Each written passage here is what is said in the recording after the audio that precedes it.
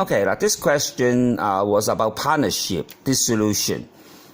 Okay, so when we do this kinds of question, it's very simple because we just only prepare the realization account, bank account, and the capital account. Okay, when we prepare the realization account, all those non-current assets and current assets are put on the left side of the realization account. Do, re, mi, fa, so. Okay, so we copy do, re, mi, fa, so. Besides bank account, of course not. Okay, the net book value, okay, of these assets are to be put on the left side of the realization account. And the other things we have to know was that whether the assets were taken over by the partners or were sold for cash. Okay, number one, motor vehicles was taken by Poon. So we copied this amount on the right side of the realization account.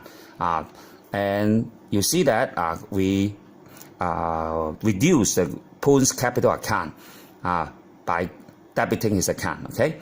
Because Mr. Poon has taken over the motor vehicle, so the capital which would be taken away at the end of the dissolution will be reduced.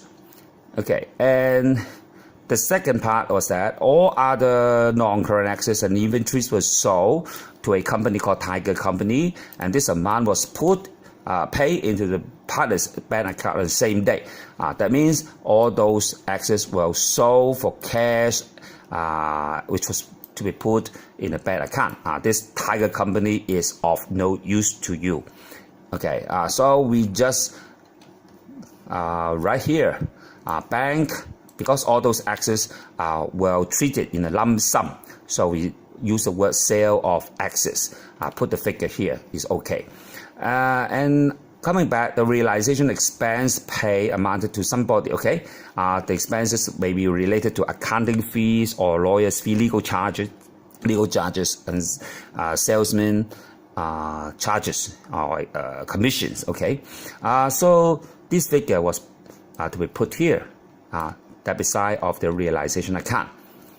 And this one, a certain amount was paid for accounts payable in full settlement of the accounts. Look at this.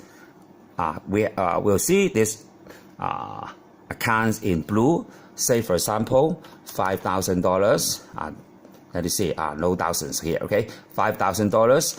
And if we say $4,000 was paid for the accounts payable in full settlement of the accounts. This account amounted to $5,000. Okay, so we pay less because we during the dissolution we pay the accounts payable earlier than the deadline.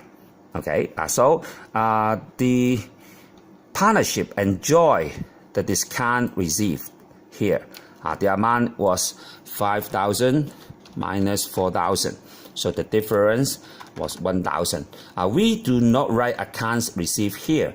Instead, we write accounts payable first because this is not the account that we are going to write it on, but we write accounts received payable. Okay, but after this dash, these words represent the description of the difference between these two figures. Okay, so easily, okay, when we sum up here minus the figures here, we have our figure here. Okay, so according to their profit and loss sharing ratio, we see there was a loss on realization. Remember, such losses will be posted to the capital debit side of the capital account. Okay, so before we go, let's prepare the bank account first. Okay, remember the bank account, positive, negative first. Okay, so we should jot down the balance brought down. You should go back to the statement of financial position to see bank account under the heading of current assets. That means there were deposits in the bank. So this is a positive balance, and write it here. Say for example, $2,000, and of course, right here, realization account, you see there was a sale of access. We copy this account here.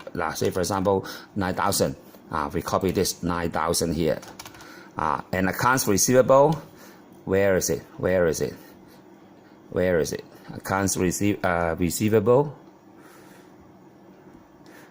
Where is the accounts receivable? That means you see there is account receivable here, but the question are important to you because it mentioned just a non-current assets and inventories without telling you about the trade receivables. But you should be clever enough to know that this amount, accounts receivable, should not be missing.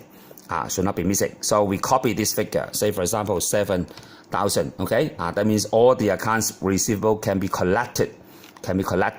So we copy this 7,000 on the debit side of the bank account. And accounts payable, looking at this, because we pay $14,000 instead. Okay, so we write down $14,000 here, and the realization expense here. Okay, say for example the expense is 200. So we copy this 200 debit and credit entries. So we'll calculate the capital account. But remember, we must not make should not make use of the ratio. Right here, the ratio was equally. That means 1 to 1.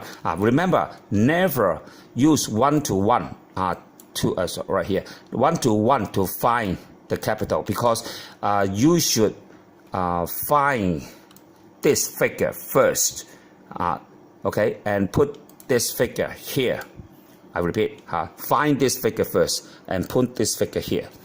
Okay, never use 1 to 1 because they may not get back their capital in the ratio 1 to 1. Okay, so part C is very important for you to calculate this one. Okay, for you to calculate this one.